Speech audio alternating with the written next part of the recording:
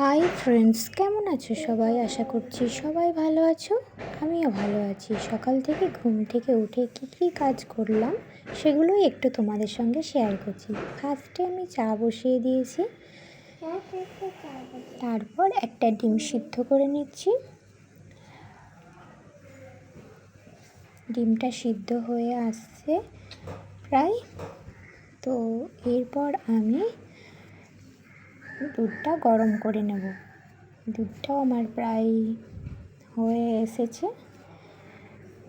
তারপর আমি গাজর, আলু এগুলো একটু কেটে নিলাম, ডালিয়া করে নিলাম। তো আমার ডালিয়া রেডি। তারপর দুপুরের জন্য চিকেন কষা করছি।